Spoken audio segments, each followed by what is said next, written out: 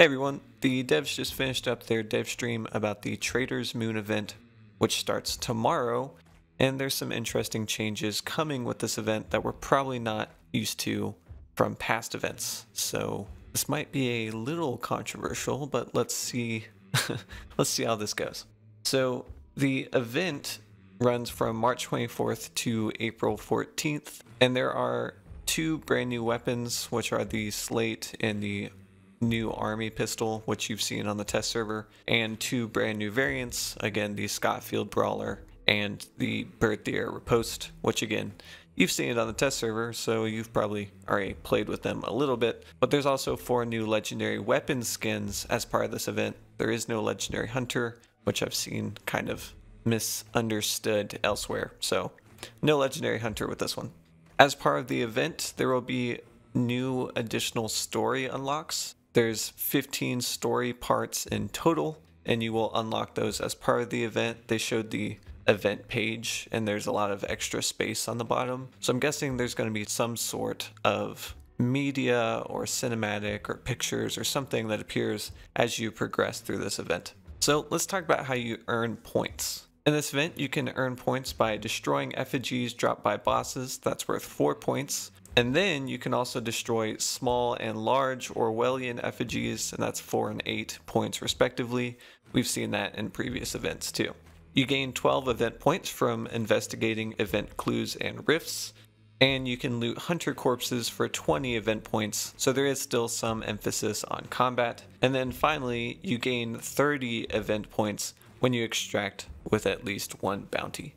And the devs did mention that there will be changes made to future events where it will be less about just breaking items around the map, and it will focus more on the core gameplay loop, which sounds exciting because they are a bit repetitive at this point.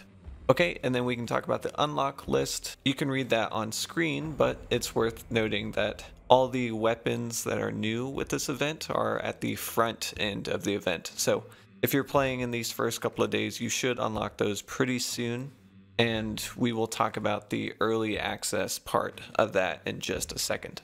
But one other thing I want to point out, if you have not noticed it yet, the legendary choke bomb, that I think is probably one of the most sought after items in this event, is not included in the unlock list. You actually have to purchase it for 1,000 blood bonds. So, don't shoot the messenger.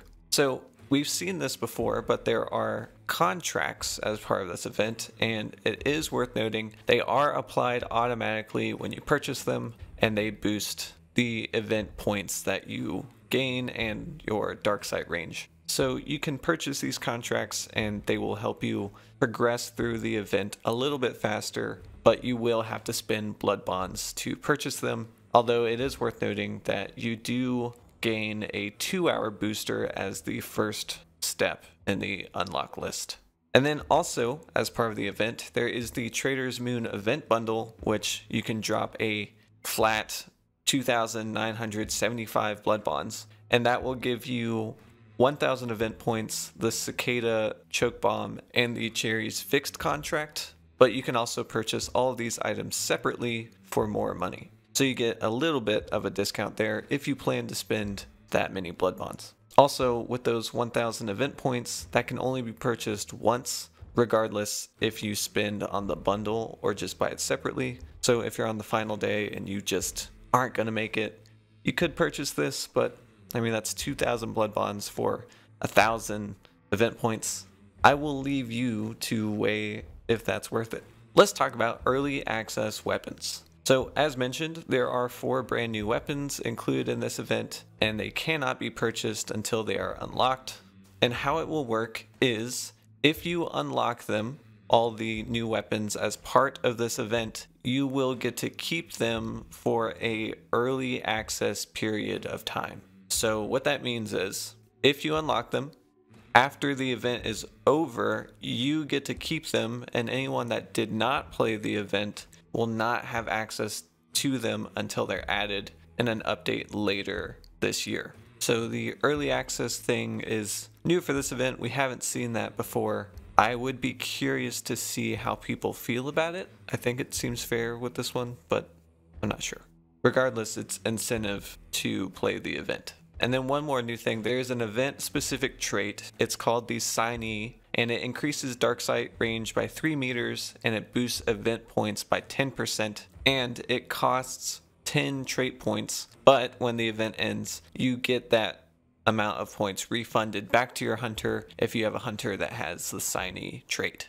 Also, Signee is not dropped by meatheads or in the legendary trait roster, so if you recruit a new legendary hunter, it won't be in those 3 that you get. But speaking of legendary hunters, there is an extra bonus for using specific hunters with this event. So for this event, if you use the Turncoat, which is the new DLC, the Kid, the Rat, or Larona's Heir, you gain a 10% point bonus and an extra 3 meters of dark sight vision. And that stacks with the Signee trait in any contracts that you include as well. So if you are willing to be a big spender, you could really boost how quickly you progress through this event. Again, I am just reporting it as it is. And then finally, there is the Traitor's Moon loyalty bonus, and if you complete these 3 tasks, you get a reward at the end of the event. So the 3 tasks are: complete the event by unlocking the last reward, that is progress through the whole event track, purchase the legendary choke bomb Cicada from the event store. Again, you can't unlock that as part of the event. You actually have to purchase that for 1,000 blood bonds in the store. And then also, if you purchase the Meridian Turncoat DLC, if you complete all 3 of those things, you get 800 blood bonds back. So basically, if we really want to do the math here, if you complete the event, purchase the Cicada for 200 event points with the rebate basically, and purchase the Meridian Turncoat DLC. So that's a lot to take in.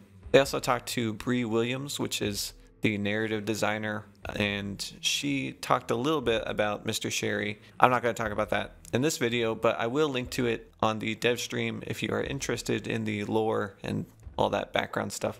You can go watch that because I am not the biggest lore aficionado. So anyway, that's it for the event. If you have any questions, I will try to answer them. Let me know how you feel about it. Are you excited? Are you a little apprehensive?